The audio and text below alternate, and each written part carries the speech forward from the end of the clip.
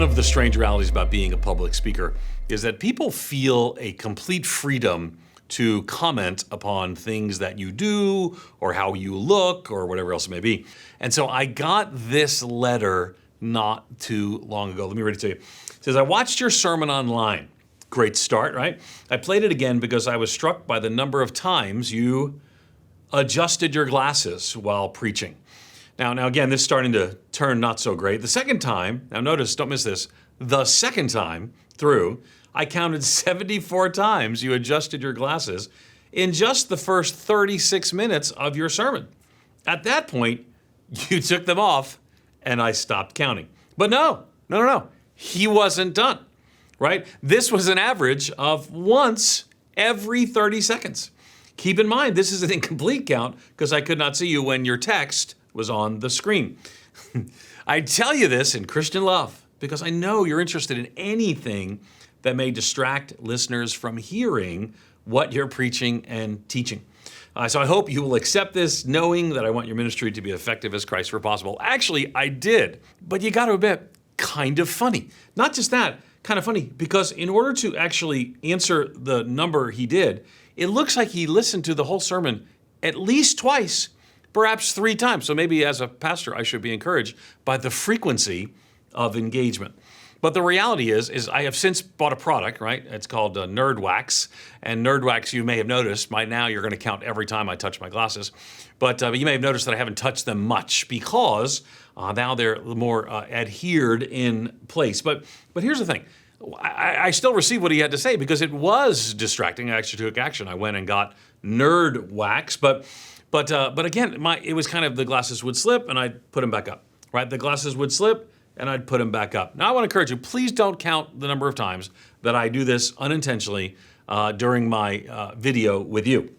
But the whole slip and adjust and slip and adjust, this is a very common thing, but it's ultimately not the way that glasses are supposed to work, right? So they're not working as they're intended if you're needing to constantly adjust them. And I hadn't noticed at all, that I was pushing them back up. So why does that matter? Well, because it's just a temporary fix, right? So every time I sort of say, I've kind of lost my glasses, they slide down, and I push them back up, temporary fix. Now, why does that matter? Here's the reality.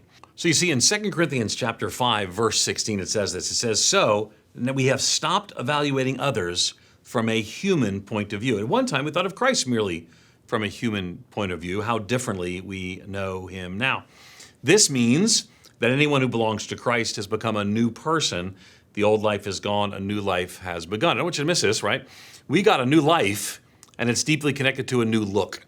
So the lenses through which we now see others are shifted and changed. Our new life, therefore, if anyone's in Christ, there's new creation. Old things have passed away, new things have come. But remember, it says this, all specifically lays out for us, so we have stopped evaluating others. Some translations say we no longer see others through purely human eyes. Why?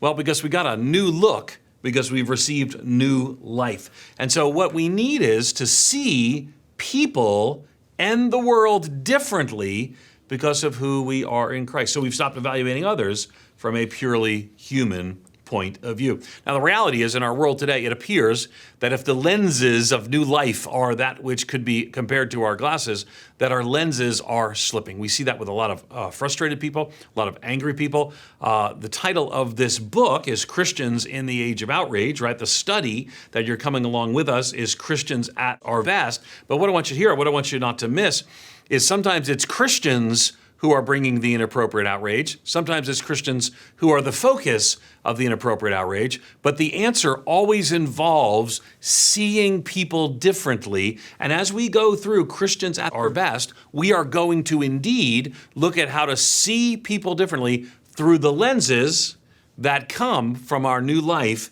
in Christ. Now, there's a lot of reasons why I want to see the world through a different set of lenses because of my new life in Christ. My new life of Christ has given me a new look. The lenses through which I see the world, I no longer see anyone from a purely human way. But just before the resurrection, Jesus gave these words of comfort Well, part comfort and part exhortation to his disciples. Well, if you look with me at John chapter 16, John chapter 16, beginning at verse 31, it says this. It says, Jesus answered them, "Do you not believe? Behold, the hour is coming, and indeed it has come, when you will be scattered, each to his own home, and will leave me alone. Yet I am not alone, for the Father is with me. I have said these things to you, so you may have peace. In the world you have tribulation, but take heart, I have overcome the world." We live in a very divided time in much of the world. And in the midst of that division around the world, we are in Christ. So we find comfort in Christ. So the fact that Jesus has overcome the world is not merely a comfort, but it's also a reminder for us to live in light of that truth. I can live, and I don't have to get into every argument. I don't have to show up to every fight I'm invited to. Why?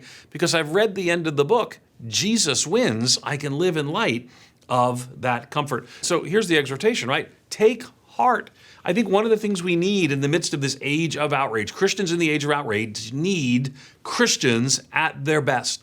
That's why we're so excited about bringing this curriculum that will walk through how Christians can indeed live at their best. These words of exhortation, take comfort, I have overcome the world. Take heart, I have overcome the world. This study is intended to help you as followers of Jesus effectively engage a broken and hurting world with the love of Christ, with the gospel of Jesus Christ, and without compromising the truth in the process. So just as Jesus exhorted and comforted his disciples, right? Encouraged and exhorted his disciples by pointing to his complete victory over the chaotic brokenness of the world, Christians need to begin today with a confidence in providence. Having confidence in providence means we have confidence that God is at work in the world and his providence, God has a plan. And in the age of outrage, right, we're going to bring our best knowing that Jesus ultimately will secure the victory. And in him, as Jesus said, he says that in me, you may have peace. So we're going to look at the world. We're going to look at how Christians respond to it. We're going to look at how we find our identity in Christ. And that changes everything. So let's jump in and take a look at Christians at our best.